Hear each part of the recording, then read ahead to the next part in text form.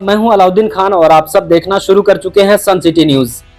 दर्शकों, अभी मैं अररिया के आजाद नगर में हूं। अररिया के लिए बड़ी उपलब्धि है कि यहाँ की जो लड़कियां हैं वो बहुत आगे जा रही हैं, चाहे वो मेडिकल क्षेत्र में हो या फिर प्रशासनिक सेवा में हो, बहुत कुछ कर रही हैं, बहुत आगे जा रही हैं। शमा ऐमन है मेरे साथ। इन्होंने मेडिकल के क्षेत्र में एमबीबीएस किया। उसके बाद एमसीआई का एग्जाम 2023 जुलाई में हुआ, जिसका रिजल्ट अब घोषित हुआ है, जिसमें इन्होंने अच्छे नंबर से एग्जाम को पास किया। मेरे साथ शमा है, इनसे जानते हैं कि इनकी शुरुआती पढ़ाई कहाँ से हुई। यहीं से हम बात को शुरू करते हैं। पहले तो शमा, बहुत बहुत मुबारक आपको। शुक्रिया बहुत बहुत आपका। और मेरा नाम शमा ऐमन है और मैंने शुरुआती पढ़ाई अपनी एपीएससी करी थी और फिर मैंने कोटा में 2 साल तैयारी किया था। तो उस टाइम पे मतलब कट ऑफ जैसे जा रहा था बहुत ज़्यादा हाई, तो नहीं हो पा रहा था। फिर मम्मी पापा का सपोर्ट रहा कि, और सबसे ज़्यादा इम्पोर्टेंट चीज़ जो है वो मम्मी पापा का भरोसा रहा कि बीइंग अ मुस्लिम गर्ल और बीइंग फ्रॉम दिस सोसाइटी जैसे अररिया जैसे जगह से, वो मुझे इतना ट्रस्ट करके मुझे अब्रॉड भेजे वहाँ पे। तो उस चीज़ फिर मैंने वहाँ से एमबीबीएस की पढ़ाई की और मैंने अपना एडमिशन 2018 में लिया था वहाँ पे। मैंने MBBS international school of medicine Kyrgyzstan से किया है और वहाँ से फिर मैंने अपनी पढ़ाई फिर मेरा कंप्लीट हुआ है 2023 में और बिश्केक किर्गिस्तान। अभी आपने जो एमसीआई का एग्जाम दिया वो कैसा रहा और क्या चुनौतियां थी उसमें? इस बार का जैसा वो लोग बोल रहे थे, इस बार का मतलब सबसे मतलब हिस्ट्री का पूरे टफेस्ट पेपर था इस बार का। पूरा पीजी लेवल का था और बहुत कम पास परसेंटेज भी था और मतलब सिर्फ 24 हजार बच्चे थे उसमें, जिसमें कि सिर्फ 10% का सिलेक्शन हुआ है उस एग्जाम पूरे भारत में। हाँ, पूरे भारत में। तो इसमें कुछ रैंक भी होता है? किस रैंक? नहीं, रैंकिंग नहीं होती, बस उसमें होता है कि सिलेक्शन हो जाना चाहिए। 50% पास परसेंटेज है और उसमें 300 मार्क्स का पेपर होता है और 300 क्वेश्चन होते हैं और उसमें 150 लाना होता है। 150 पास परसेंटेज है, तो मेरे मार्क्स थे 186, तो मैंने 186 स्कोर किया उस एग्जाम में। फादर क्या करते हैं आपके? पापा मेरे टीचर हैं और मम्मी भी टीचर हैं। तो वो लोग मतलब उनका एजुकेशनल बैकग्राउंड है, तो वो लोग जानते हैं कि एजुकेशन का इम्पोर्टेंस क्या है आजकल के ज़माने में। तो इस वजह से वो लोग मुझ पे भरोसा करके मुझे अब्रॉड भेजा। आप कितने भाई बहन? 3 हैं। मेरे 2 छोटे भाई हैं और एक जिसमें अभी वो नीट निकाला है, वो उसका अभी 2nd ईयर चल रहा है। वो कोलकाता में गवर्नमेंट मेडिकल कॉलेज में है वो, और छोटा भाई अभी तैयारी कर रहा है, वो भी एमबीबीएस का ही। आगे की क्या प्लानिंग है? आगे अभी मैं पीजी का सोच रही हूँ, पीजी टारगेट किया है, तो वो करना है मुझे अभी आगे।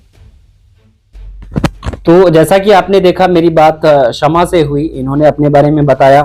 क्योंकि अररिया जैसे छोटे से शहर से निकल करके इतनी दूर जा करके, इंडिया से बाहर जा करके पढ़ना और एक अपने क्षेत्र में, मेडिकल क्षेत्र में एक अच्छा परचम लहराना, ये अपने आप में एक बहुत बड़ी बात है। शमा ऐमन की माता जी हैं मेरे साथ। कैसा लग रहा है मैम?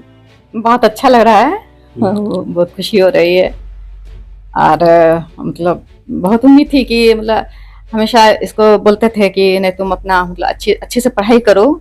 अररिया में बहुत दिक्कत है, यहाँ देखते हैं यहाँ की स्थिति देख करके बहुत अफसोस होता था हमेशा, और इसलिए हम बच्चों को खास करके इसी लाइन में जोड़े, इस लाइन में जोड़ो, अररिया की सेवा करो। मैम, कभी डर नहीं लगा कि मेरी बेटी घर से बाहर रह रही है? कभी नहीं डर लगा, इतना विश्वास था जी ये अच्छा कर सकती है।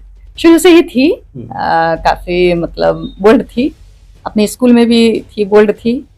फिर मतलब बाहर भी गई तो वहाँ भी बाहर भी रही तो अच्छा से फेस की, सारा चीज अच्छा से संभाली। यकीन था शुरू से कि शुरू से यकीन था ये कर लेगी कुछ, इसको अगर मतलब दिया जाए, कुछ मौका वैसा दिया जाए तो ये कुछ अच्छा कर सकती है। कितने बच्चे हैं मैम आपके? 3 बच्चे हैं। क्या कर रहे हैं? ये तो इन्होंने एमबीबीएस कर लिया। बड़े बच्चे वो भी मेडिकल में हैं, SSKM मेडिकल कॉलेज कोलकाता में 2nd ईयर में, बेटा, बड़ा बेटा। और छोटा बेटा वो भी नीट की तैयारी कर रहा है, इस बार इंशाल्लाह देगा। तो क्या उद्देश्य है डॉक्टर बनाने का बच्चों को? कि वो सेवा के समर्पण भावना से मतलब यहाँ अररिया की सेवा करेंगे। खास करके यहाँ की स्थिति देख करके हमको बहुत अफसोस होता है, तो इसलिए कि एक अच्छे डॉक्टर अभी कभी मतलब जरूरत पड़ती है तो भागना पड़ता है पूर्णिया, दौड़ना पड़ता है पूर्णिया कि वहाँ जाओ, पूर्णिया बाहर जाना पड़ता है। लेकिन अररिया में चाह करके भी कभी इलाज नहीं करा पाते हैं उस ढंग से। लगता है मतलब है, ऐसा नहीं कहते कि नहीं है, अच्छे हैं, लेकिन जिस तरह से कई बार मतलब धोखा हो गया है। मतलब अररिया में ट्रीटमेंट भी करवाए तो वो फायदा नहीं हुआ और हमको इसका बहुत लॉन्ग प्रोसेस में जाना पड़ा, बहुत हम परेशानी झेले हैं। तो वो बहुत करीब से हम देखे हुए हैं, इसलिए आपने सोचा कि बच्चे को डॉक्टर बनाए और उसे आगे बढ़ाएं। वो अच्छा से अपना यहाँ निस्वार्थ भावना से अपना यहाँ करेगी काम और अच्छा लगेगा। माओ को क्या संदेश देंगे जो बेटियों को घर में कैद करके रखना चाहते हैं? ये संदेश देंगे माँ को कि वो बेटी पर भरोसा करे, विश्वास पे जिंदगी कायम है। और वो बेटी को अगर छोड़ दिया जाए अच्छे से, उसको सही दिशा दशा दोनों सही अगर होता है तो काफ़ी आगे बढ़ सकती है, हर क्षेत्र में आगे बढ़ सकती है। तो इसके लिए उससे परेशान हो, हाँ बेटी नहीं कर सकेगी, ये वो सब नहीं होना चाहिए, मन में शंका नहीं रखना चाहिए। कर सकती है बेटी को, सिर्फ थोड़ा सा हौसला अफजाई करना है और उसको जितना हो सके उसको अच्छी दिशा में काम करने के लिए आगे बढ़ाना है, तो ज़रूर कुछ कामयाबी करेगी। उसमें इतना हौसला जज्बा होता है। लड़कों से हम तो मतलब ऐसा महसूस करते हैं, अब तक देखे हैं सारा रिकॉर्ड सब हम हमेशा देखते रहते हैं सारा, तो देखने पर लगता है क्या कि लड़कों से अच्छा लड़कियों का पोजीशन जा रहे हैं, अच्छा पोजीशन जा रहा है हर क्षेत्र में। तो इसलिए ये होना चाहिए लड़कियों को। आप लोगों का सपना था कि बच्चों को डॉक्टर बनाना नहीं, हम मेरे तरफ से कोई जरूरी ये नहीं, बंदिश नहीं था कि डॉक्टर इस फील्ड में ही जाना है। हम कहें कि तुम लोग अपना चॉइस करो, जिसमें तुमको जाना है, जिसकी ख्वाहिश हो उसमें जाओ। तो इन लोगों ने डिसाइड किया कि नहीं हम मेडिकल लाइन में ही जाना है। तो फिर इनकी चॉइस भी है डॉक्टर, भाई भी डॉक्टर, उनकी वाइफ भी डॉक्टर हैं दोनों। तो उनसे इंस्पिरेशन मतलब मिला है इन लोगों को, खास करके मामा जी से, मामा मामी दोनों से। इससे और भी ये लोग मतलब चाहे कि मेडिकल लाइन में ही जाएं। बहुत बहुत शुक्रिया आपका हम लोग का टाइम देने के लिए, और मुबारक बहुत बहुत, ऐसे ही आप बच्चों को आगे बढ़ाते रहें और अररिया के सेवा में लगाइए। जी धन्यवाद, शुक्रिया सर। बहुत बहुत बधाई, आपकी बेटी MBBS क्लियर कर ली है। धन्यवाद इस बात के लिए। जी सर, ये बताइए कि अररिया जैसे छोटे शहर में रह के इतना बड़ा सोचना ये कैसे संभव हो पाया? मैंने देखा कि मेरा बच्चा के अंदर टैलेंट है और उसका रुझान भी मेडिकल साइड से है, तो हमने सोचा, हिम्मत भी किया। हालांकि हमारा हिम्मत उतना तो नहीं था, फिर भी हमने कोशिश किया कि इसको मेडिकल की पढ़ाई के लिए बाहर भेजें। तो हमने उनको भेजा अपने स्रोत से, जैसा भी हुआ हमने भेजा उनको वहाँ।